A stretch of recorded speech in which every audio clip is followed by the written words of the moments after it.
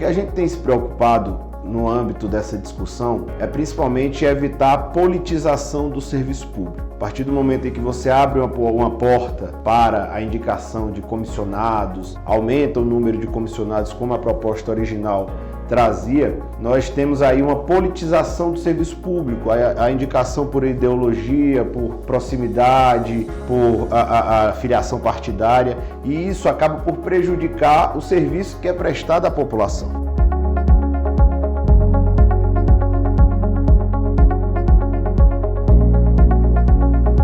Olá, seja bem-vindo ao Portal Jurídico Viver Direito. Hoje o assunto é reforma administrativa. Para falar sobre esse importante assunto, tenho ao meu lado hoje o Dr. Marcelino Rodrigues, que é servidor público federal, procurador da Fazenda Nacional e assessor jurídico da Frente Parlamentar Mista Servir, que é quem trata do assunto na Câmara dos Deputados e no Senado Federal. Doutor Marcelino, muito obrigado por estar aqui conosco hoje. Eu que agradeço a oportunidade. Doutor Marcelino, explica para quem está em casa do que se trata a reforma administrativa que está em tramitação no Congresso Nacional. Saudação a todos que estão assistindo aqui esse programa. E quanto à reforma administrativa, é importante a gente fazer uma explicação aí de todo o histórico dessa proposta.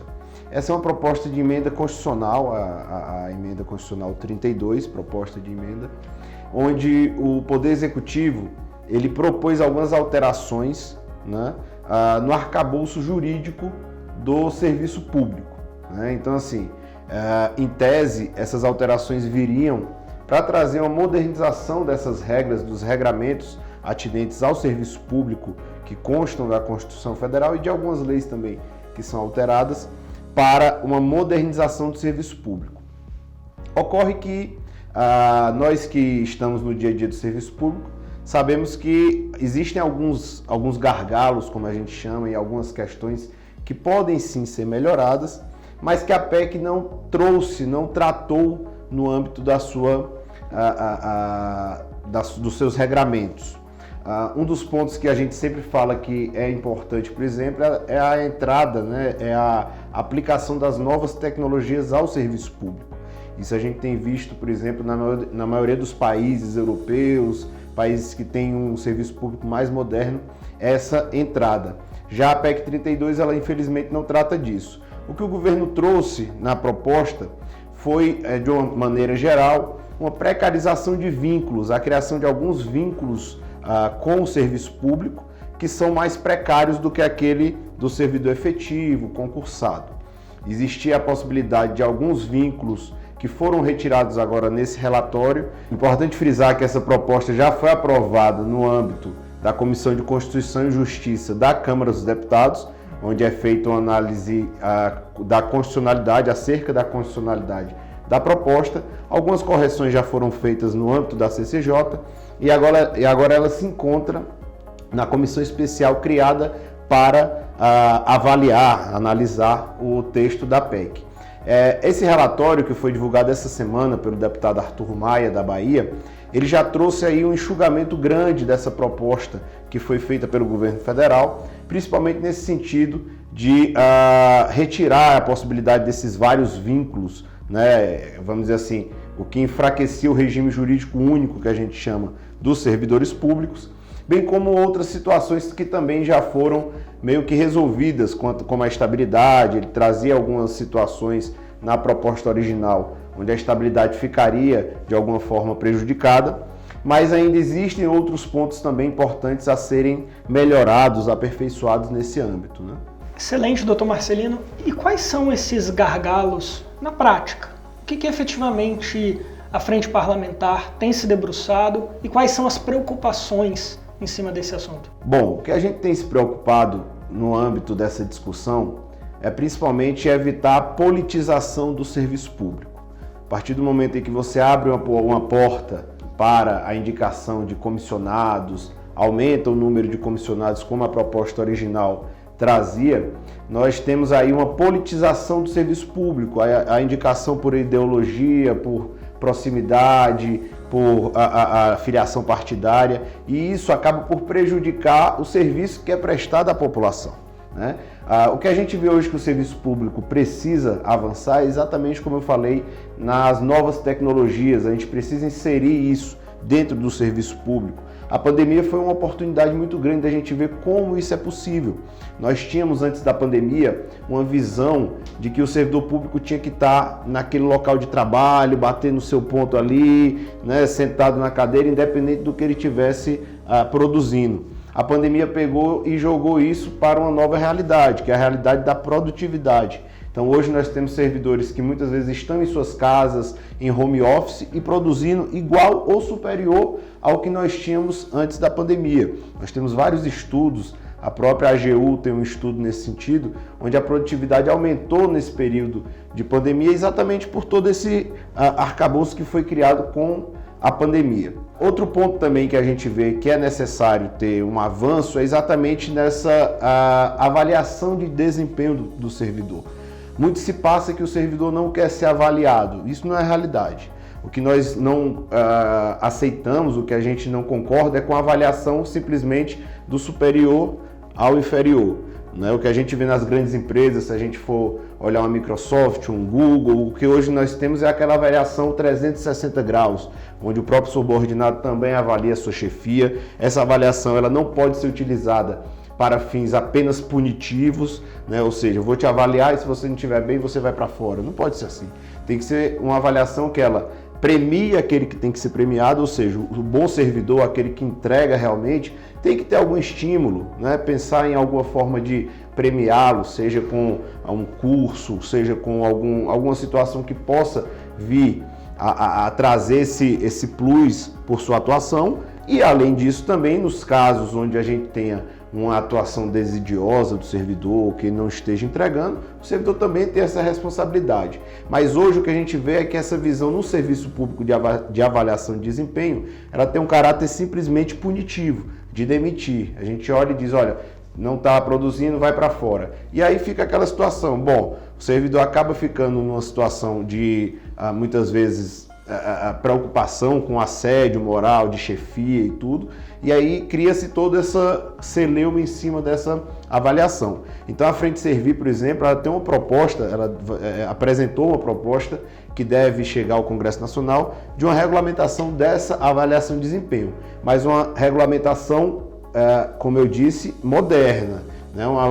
Utilizando os termos que são, né, aplicados em grandes empresas, os mais atuais no estudo da gestão pública. Então acho que isso é um dos pontos aí que a gente pode avançar muito aí no serviço público. Falar sobre produtividade do servidor público é se preocupar inclusive com o que diz a Constituição no artigo 37, que é um princípio da administração pública, que é o princípio da eficiência. Naturalmente isso se reverte para a sociedade e o tema me parece que deve ser preocupação não só dos servidores públicos, mas de toda a coletividade.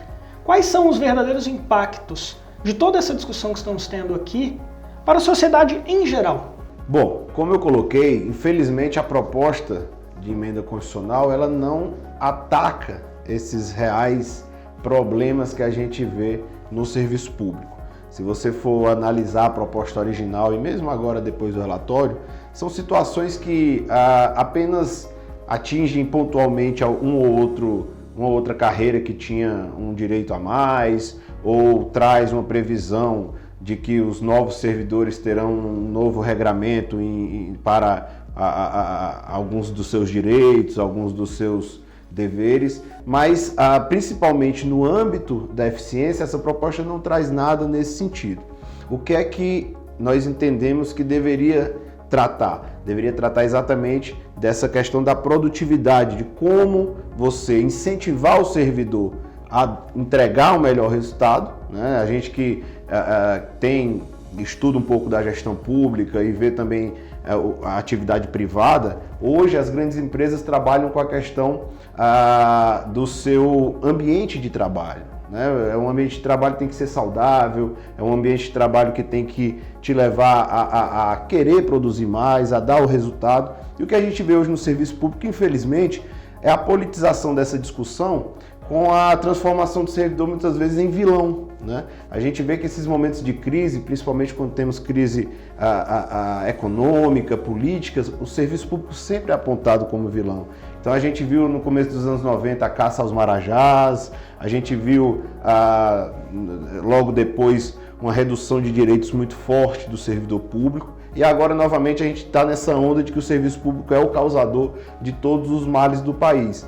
Mas ao contrário, é o que a gente sempre fala, o serviço público, principalmente nessa pandemia, mostrou que o Estado é necessário, e principalmente nesses momentos mais complicados. É o Estado hoje que leva a saúde à população de todos os locais do país, a questão da vacinação, a questão da saúde pública, da própria educação.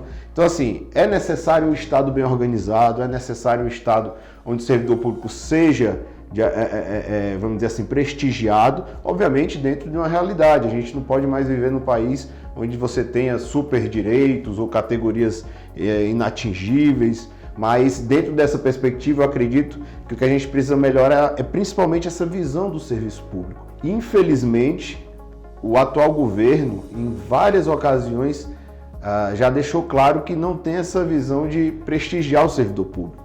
A gente viu o próprio Paulo Guedes muitas vezes fazendo alusão aos servidores públicos de forma jocosa ou diminuindo a atuação dos servidores públicos. No âmbito da reforma administrativa mesmo, a gente vê que o governo usa de uma publicidade que acaba por diminuir os servidores públicos, atacar carreiras. Isso não é o ideal para o país. O ideal é que nós tenhamos um serviço público com um tamanho condizente com o que o Brasil precisa. Somos um país de dimensões continentais, precisamos ter um aparato público, principalmente para a população mais carente, que precisa desse serviço público, que está lá na ponta, e infelizmente essa proposta não traz nenhum avanço nesse sentido. Doutor Marcelino, o senhor explicou que o relatório já foi aprovado na Comissão de Constituição e Justiça e agora segue em tramitação no Congresso Nacional, no caso na Câmara dos Deputados. O que esperar agora dessa tramitação? Bom, o relatório ele foi apresentado agora pelo deputado Arthur Maia no âmbito da comissão especial. Ele deve ir à votação no âmbito da comissão entre os dias 14 e 15 de setembro, foi isso que foi divulgado pelo presidente da Câmara dos Deputados, e após essa aprovação ele deve ir a plenário da Câmara dos Deputados, né, para a votação de todos os deputados federais. Após essa aprovação, caso seja aprovado, ele segue ao Senado Federal. O que a gente vê é que é um prazo exíguo para uma discussão tão complexa, né? No caso da Câmara, por exemplo, ela já tramita há vários meses, né, com discussões, com audiências públicas, e quando ela for ao Senado, muito provavelmente os senadores também vão querer discutir, debater. Então a gente vê um prazo muito exíguo para essa aprovação esse ano ainda, e o próximo ano é um ano atípico porque é eleitoral, né? Então a gente vê que essas discussões acabam ficando um pouco de lado em ano eleitoral. Os deputados, senadores se preocupam mais com as eleições, com tudo que envolve isso. Então, assim, quanto à expectativa, a nossa expectativa é que não seja aprovado esse ano, né? Nós esperamos que haja um debate mais aprofundado, que a gente possa aperfeiçoar essa proposta ainda mais ou até alterar essa proposta, né, com uma emenda global, por exemplo, que foi apresentada pela Servir, com todo um novo regramento para essa PEC, e que a gente possa ter um debate principalmente vamos dizer assim, com a verdade, né? A gente teve uma atuação, por exemplo, agora muito importante da frente, que foi um ofício ao TCU questionando os estudos por trás dessa proposta. Porque quando o governo apresenta uma proposta, ela tem que dizer qual foi o estudo que fundamentou. E o governo acabou de reconhecer que não existe estudo para o encaminhamento, não existiu estudo de encaminhamento da proposta de reforma administrativa. Então, assim, falta dados, né, falta conhecimento do serviço público. Por exemplo, a carreira de gestor não foi sequer consultada, gestores públicos, as carreiras de forma geral não foram consultadas, e isso acaba por prejudicar muito essa proposta. Doutor Marcelino, muito obrigado pelos esclarecimentos. De fato, é um tema de extrema relevância e que merece debates mais aprofundados. Muito obrigado por estar conosco aqui hoje. Eu que agradeço e fico à disposição também para outros debates, outros assuntos que a gente possa colaborar, e espero que a gente possa ter uma proposta aí mais condizente com o que a gente espera do serviço público, com mais respeito aos servidores e que o país saia mais fortalecido dessa discussão.